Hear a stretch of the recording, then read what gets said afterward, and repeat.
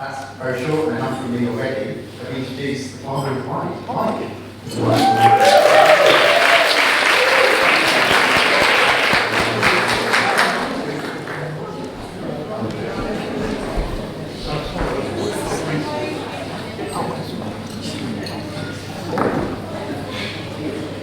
Welcome everyone.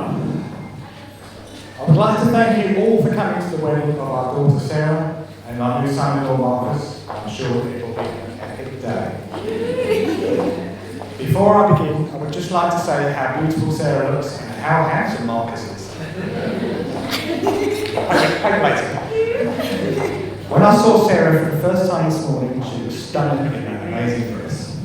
She simply took my breath away. It's certainly been worth the wait.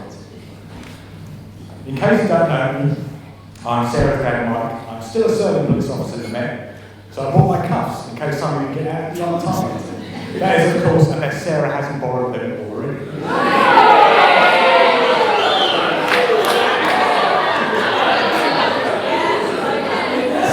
Seriously though, I'm delighted so many people have come here today to celebrate this wonderful occasion.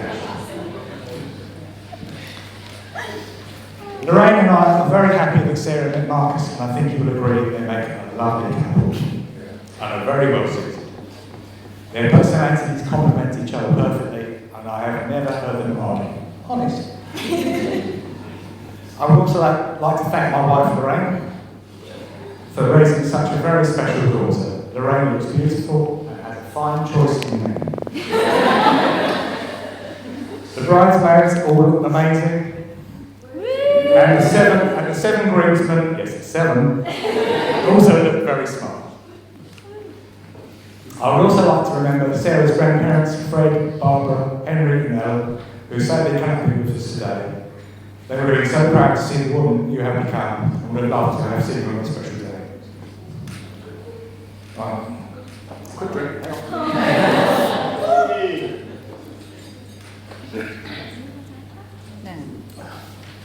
Right. Moving on to Sarah, what can I say? She used to be such a shy little thing, but I think we can all agree that she's changed. She has a brilliant personality and can light up a room. She has many wonderful friends from when she was little. Through school and university days, and many of them I'm pleased to see here today.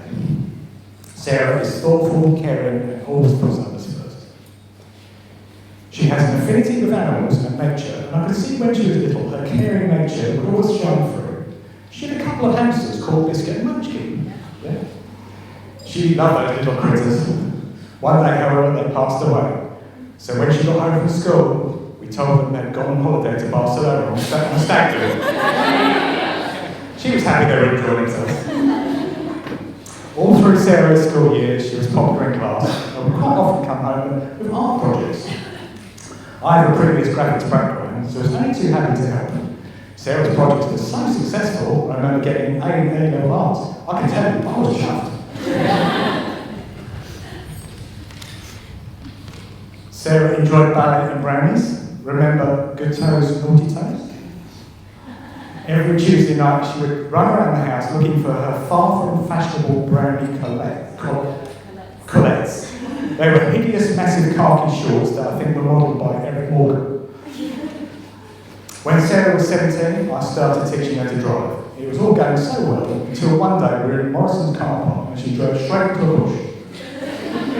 I still remember saying, I didn't think you had to turn the wheel. I spent many an evening waiting for that phone call, waiting to pick Sarah up from outside this park for that club. I was an Uber driver before Uber was invented. I've shopped with Sarah. I don't need a lot of persuasion. I quite like shopping. My wife doesn't understand.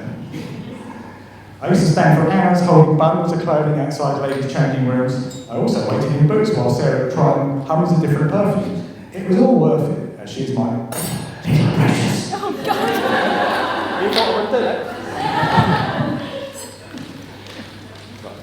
Sarah achieved great success in her school years at Trinity Catholic High School and secured a place at Sussex University, where she studied psychology and achieved an honours degree. It was a very proud day for me and Lorraine when we attended her graduation ceremony in Brighton. Since then, she has gone from strength to strength and is now in a job she loves where she is truly appreciated. She has now achieved the success and recognition that she thoroughly deserves. I would also like to welcome Peter and Wendy, Marcus's parents, to this joyous occasion and would like to thank you for raising such a wonderful son. A big welcome also to Sarah's new brother-in-law, Dan. I would now like to formally welcome my new son-in-law, Marcus, into the family. I can honestly say that for the first time we met Marcus, we thought, what a brilliant choice Sarah made, and we couldn't be happy for them both, although we did wonder why she was going out with David Tennant.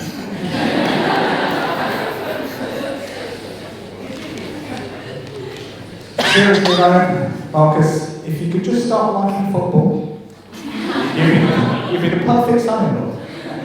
My team United aren't doing so great this past season, so I'm hoping for some discounted counselling.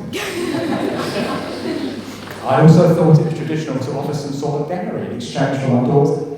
Hang on, still a red Ferrari will do? Don't really want to go to a cabin. I know a lot of organising has gone into making this day so special, and I would like to congratulate Marcus on helping to make this happen. Marcus has proved to me in the time that I've known him that he truly loves Sarah, and she loves him. And we really couldn't be happy for them both on this special day. I just want to say that I think Sarah and Marcus are perfect for each other, and would now like everyone to raise a glass and wish them a lifetime of happiness together. Sarah and Marcus. Cheers.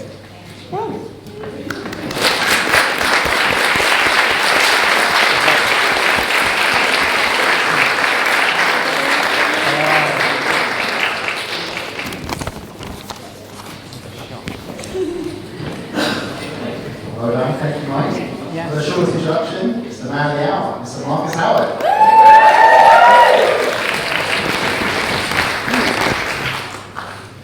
Hello. Thank you everyone for coming to the wedding. Sarah and I are honoured to be in the company of so many amazing people and so many people we love. It's been a great day so far, so I hope everyone's having fun. I want to do a few thank yous before I start. So, firstly, Mike and Lorraine. Mike, sorry for not liking football. I'm surprised you knew I didn't like football, because every time you talk about football, I'd say, oh, they're having a laugh. Oh, they're having a laugh. Good. Yes, Mike, Lorraine, you've been really great to me. You've been so supportive through the years of our relationship and really helpful with the wedding. Sarah and I couldn't be more grateful for it. I'm delighted to officially be your son-in-law. My family, Mum, Dad, thank you. Where am I? All right.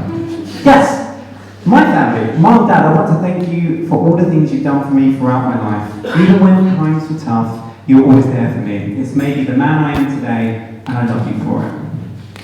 Bridesmaids. So, Maria, Louise, Katie, Rosie. We always say bridesmaids look great, but you four, stunning. Thank you for all the effort you put into Sarah's multiple hinders. And thank you for being great friends to Sarah, but also great friends to me. I bet you're not used to me being nice to you. Normally I'm quite snarky, but you know, it's a wedding speech, it probably should be nice this once, so don't get used to it though. Groomsmen, so Stephen, Beto, Rashpal, Rob, Martin, Liam, Alex, there's a lot I can remember. You've been brilliant in the build-up to this day and with the stag do's. You're great guys, words can't express how special you've made me feel.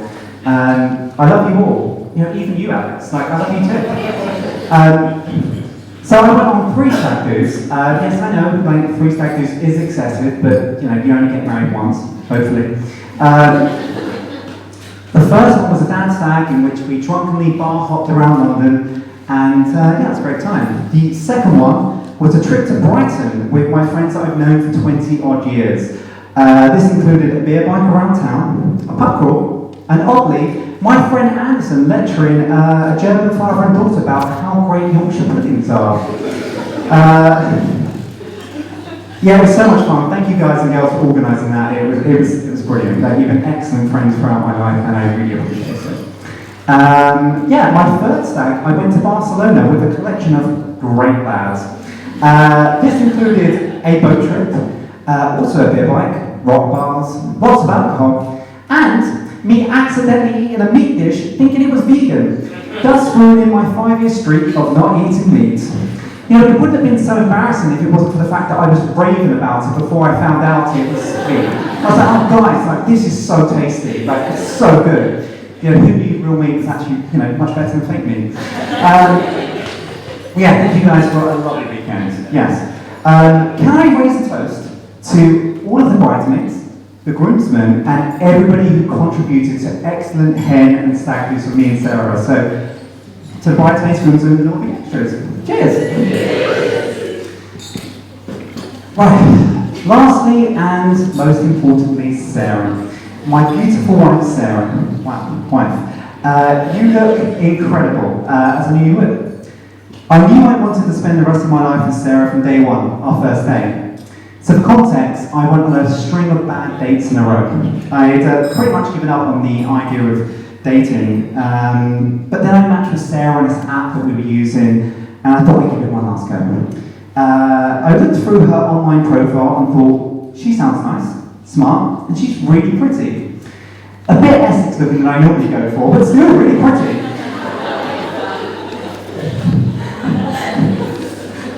There. You've got that with age. I sent her a message, we had a back and forth, and we booked an our date for the weekend. Yeah, okay. Well, I'll do that, it's at home, okay? There I was, waiting outside the train station, not knowing what to expect. When Sarah arrived, I was transfixed. She was stunning in person. I was awestruck. Genuinely, I think it was love at first sight. We had an amazing first date. We laughed and joked for hours, and I felt that we just clicked. My string of bad dates was over, and I finally had the best date of my life. Genuinely, I'm reading the same line again.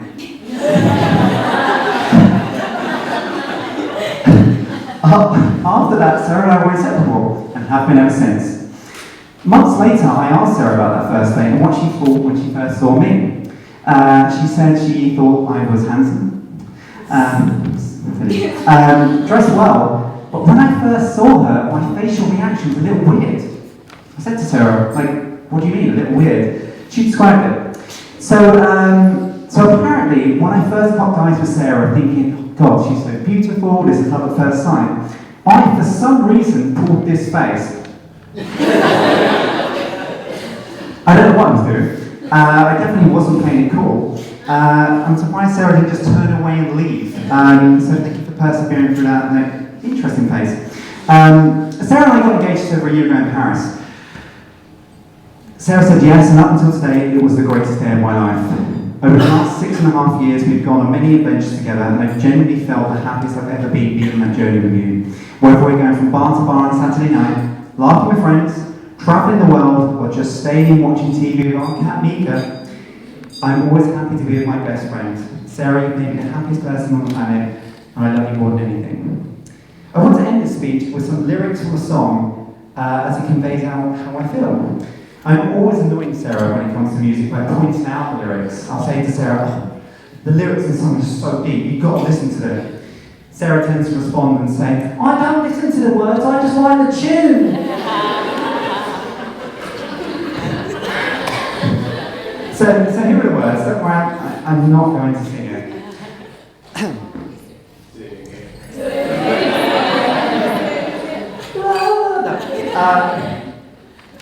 Oh, say, wouldn't you like to be older and married with me? Oh, say, wouldn't it be nice to know right now that we'll be someday holding hands in the end? All of our broken plans will have been. I will kiss you soft so you know it is love. From the first time I pushed my lips up against yours, thinking, oh, it is love. Thank you, Sarah, for all your love and support. I love you more than anything. Thank you, everyone.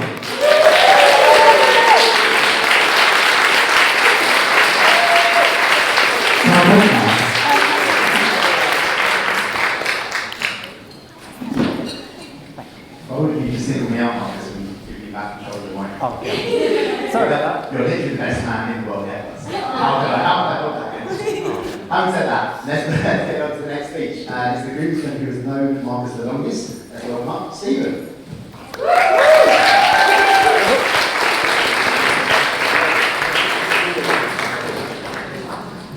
what is in that bag. Oh god. Okay. Good. Marcus may want you to believe he's still in his 20s, but I'm afraid I have to remind him that I myself have known him for over 30 years. We first met at Chingford Church of England Primary School. It was the kind of school where in the morning we would be forced to sing religious songs such as The Lord is my shepherd, Morning is broken, and Come on and celebrate. Of course, being the bad men we were, we would change the lyrics and celebrate and sing was suddenly a song about celebrating and street.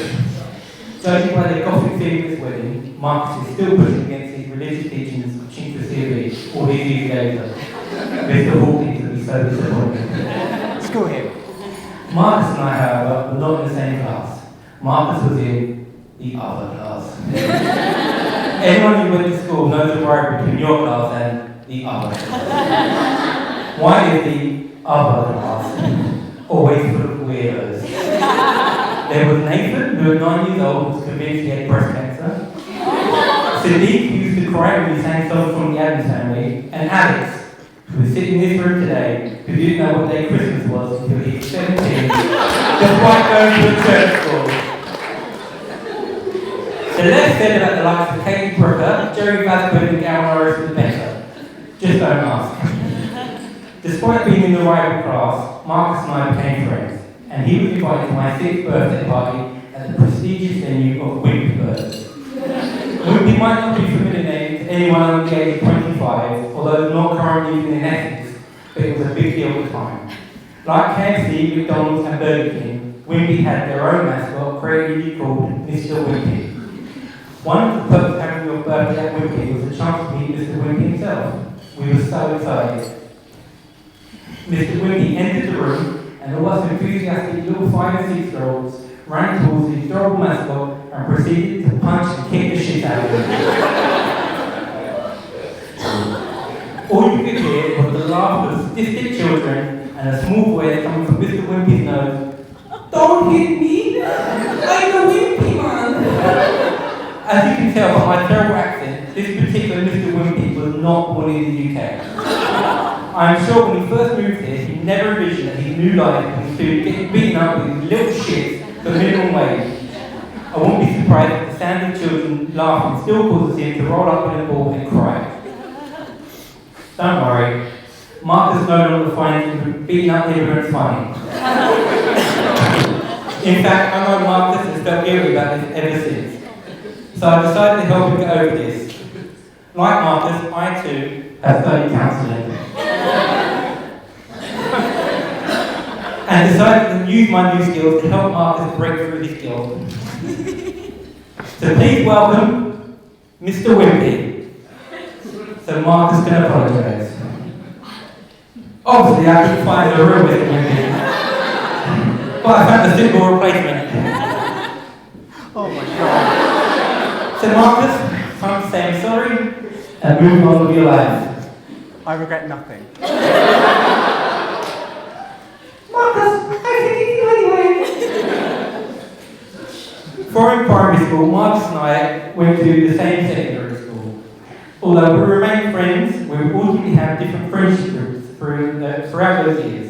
Marcus was part of the other group. Why is the other group always full of weirdos?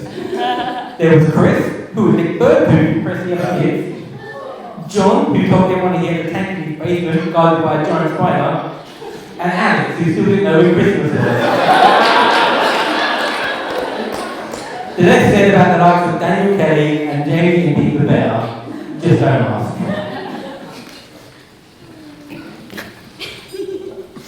It was following school that we started going on many nights out to the pub. Why are the other pub goers always weirdos? Marcus has given me strict time restrictions, so I won't have time to go into those weirdos. Just don't ask. Another activity Marcus and I partook in was travelling to wrestling shows together.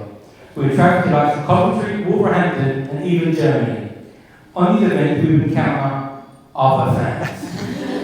Why are the other fans always weirdos? There was a man we dubbed Bald Elvis who tried to sell us his black market DVD, the girl in Germany who silently and intensely stared at us for a good 30 minutes, and of course the guy who was adamant on showing Marcus photos of wrestlers with intent of admiring their oily physiques together.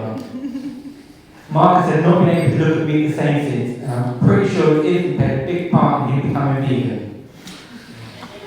There was one occasion, however, when Marcus became the other fan. I know what you're going to say. We were on a coach journey when I heard Marcus offer the very confused stranger next to him a sausage roll.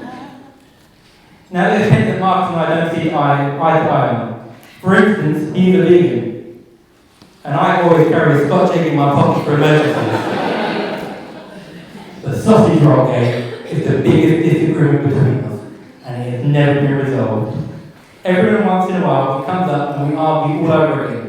I think it's okay to offer sweets, maybe crisps, but I draw the line at meat goods, especially when it comes to strangers. I hope to finally end this debate. I have 2 books. One is pro sausage roll offering. The other represents sanity. I'm going to leave them over there.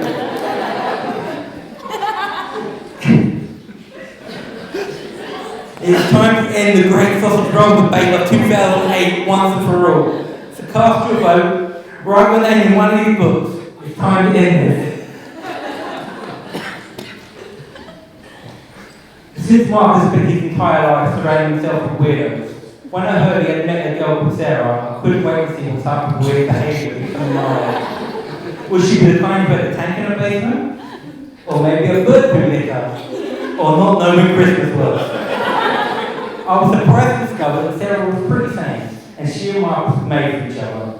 It was inevitable from day one that we would all be gathered here for their wedding. Marcus and Sarah are great lovers of music, and they have selected some of their favourite bands to the names of their tables. I know the newly married couple were worried that some of you would not have heard of these bands, and may be confused as to why your tables are called like the First Aid Kit and Panic at the Disco.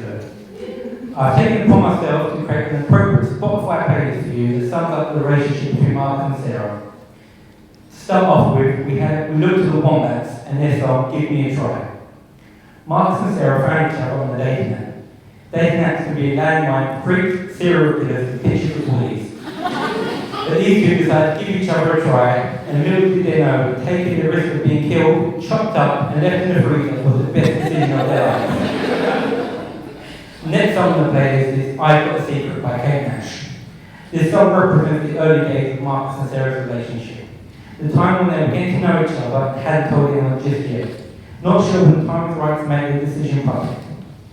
They, however, did keep the secret as long as they could, as Marcus was spotted arm in arm with a pretty blonde, so in reality, they kept the secret as well as Mr. Wimpy kept control over a gang of 36-year-olds. Track 3 comes from the Ramones, and is titled I Want to Be Your Boyfriend. Well, this one is self-explanatory. Marcus knew he wanted a good thing with Sarah and wanted to be her boyfriend. According to Sarah, he even begged for the honour. Track 4 is Green Day's Fell For You. It's one thing to be someone's boyfriend, but it's another thing to fall for each other. And fall for each other, Marcus and Sarah did. It was obvious these two were made for each other, as they would always laugh at each other's company, whether it was dressed as the Joker and Harley Quinn, going to the pub, or playing ball games with one of you secretly here. Next, we have The Old Routine by First Aid Kit. The Old Routine may sound boring, but the song represents the quiet moments, being comfortable in each other's company. It is sitting in silence and not being awkward. It is coming home from work and sitting and watching Malcolm in the Middle. It is not putting on an act, it is accepting each other for who the other one is. It is knowing someone well enough that it becomes acceptable to offer them a sausage roll. Stand by it, like, don't vote against me. Let people say. Track 6 is Romance by My Chemical Romance, and is here to represent the flip side of The Old Routine. It can be big romantic gestures like buying flowers, traveling to Paris together, or just little things they like to do together, like going for a pint, going to gigs, or rock climbing. Just in case I gave the wrong impression about Marcus earlier, beating up immigrants is not something Marcus and Sarah like to do together. Those days are behind him.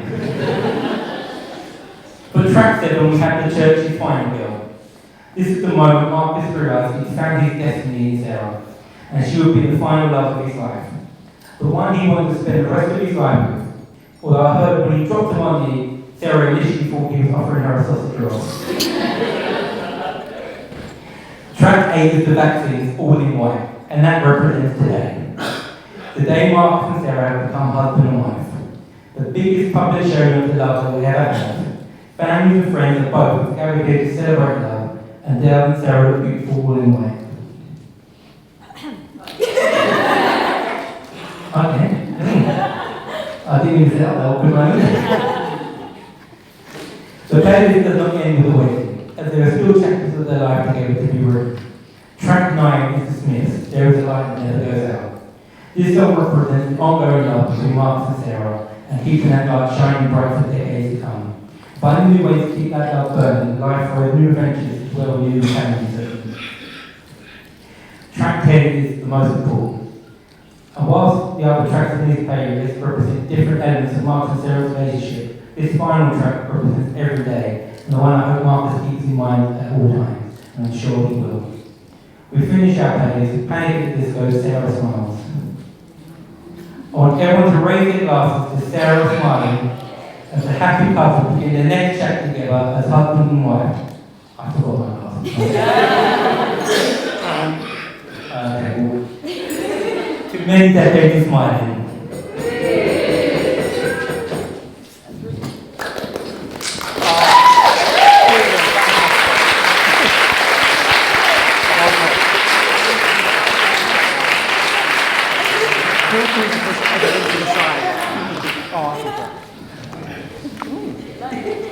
How does that make you feel?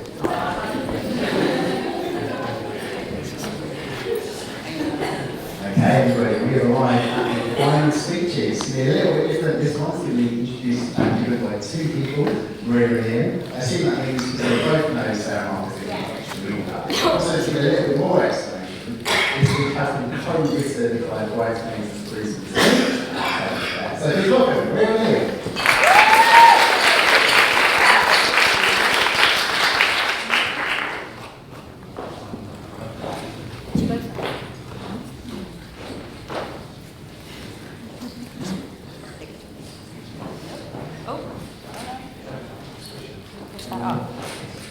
That one then? Okay. Hard to follow such lovely speeches, but we'll try. Good afternoon. As Alex mentioned, I'm Maria, this is my husband Liam. Sarah Marcus demanded that us bridesmaids and groomsmen do a collective friend speech, so buckle in. We're so glad to be here on their wedding day, because to be honest, Sarah was born to plan a wedding, and she's finally been able to make those Pinterest boards a reality. And I guess Marcus did some stuff too, like ordering the wrong suit sizes for the groomsmen. They've been so organised, by the time they got back from their engagement in Paris, they'd already done their table plan. Bit excessive, good for them. Most of us have known Sarah for 20 years now, which means we've been lucky enough to have grown up with her and have her be part of our lives for so long. One thing we've all learned over the years is how much Sarah likes to party. Another thing we've all learned the hard way is how, after a few drinks, it is unwise to let Sarah get her hands on any type of glassware. The fallout from parties over the years has led to the breaking of every wine glass in all of our houses, as well as almost bringing the local bars into a micro-recession for the vast quantity they've had to replace. But her total lack of regard for our possessions aside, one thing we do admire about Sarah's drunken behaviour is her creativity. Can't me to know. When we were at school, Sarah loved to dress up in fancy dress and post selfies on MySpace to impress whichever chavvy schoolboy she fancied at the time. Sarah still loves a good costume change, but anyone who has entered a night out at Sarah Marcus's flat, you'll know how impossible it is to leave in the clothes you arrived in, all without being pinned down and having your makeup done. And despite being the size of a child, Sarah is freakishly strong. Well, we all have some level of trauma from years of Sarah's drunken and disruptive antics. We'll be very sad to hand this hot mess over to someone else. We love you for your kind, outgoing and fun nature. And we're so happy that you found an endless source of free counselling for all all of us. In Marcus. There's more. There's a lot more. And now we come to Marcus, who essentially pranced his way into our lives 6 years ago with his giant emo fridge and a skinny jeans.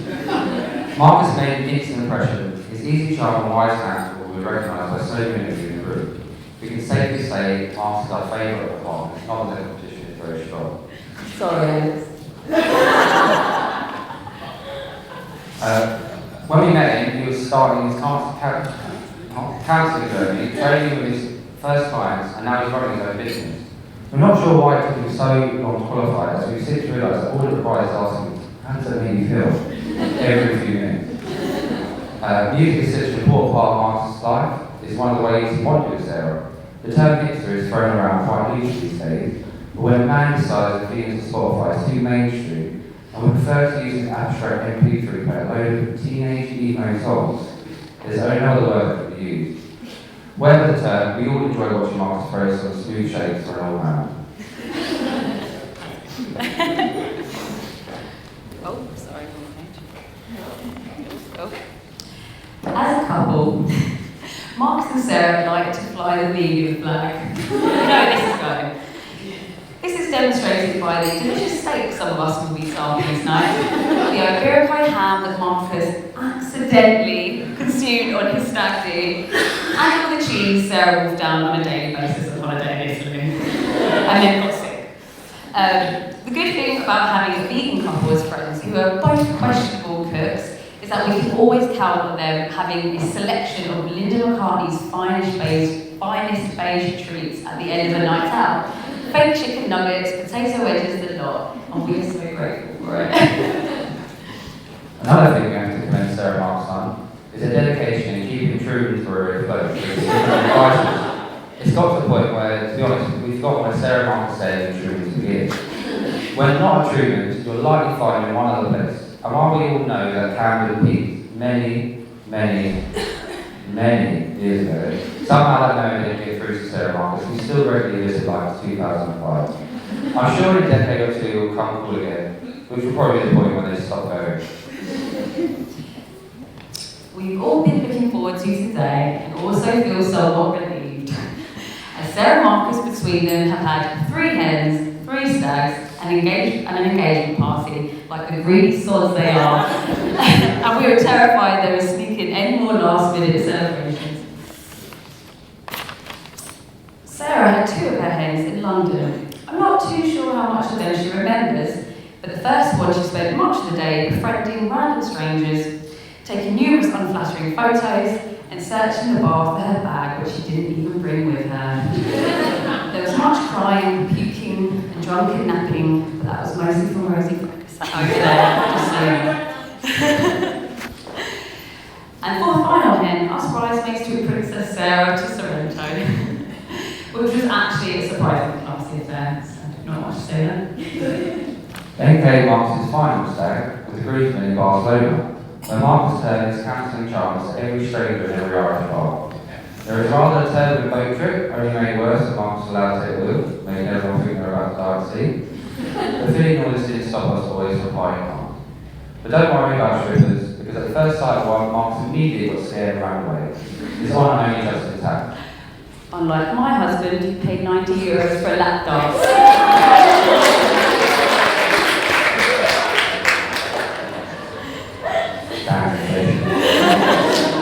Marcus was always the last man standing and the first away in the morning. It was an impressive feat of stamina and a fantastic weekend, but expected much more of the same after dinner. And finally, the sincere bit. Sarah Marcus, we love you both, and we are so happy to see you get married today. You are truly made for each other and bring out the best in each other. You are amazing hosts to the group, and always happy to have us round for a party until the early hours. You are great parents to your cat Mika. And the disturbing number of cuddly toys you still have. Yes, they're getting mentioned. You are each other's best mate, and you're our best mates. So please raise your glass to best mates. That's it.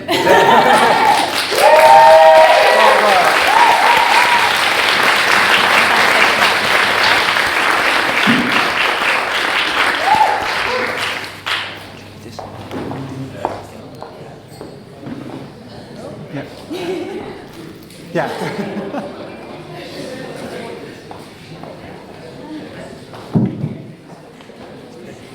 Oh, yeah?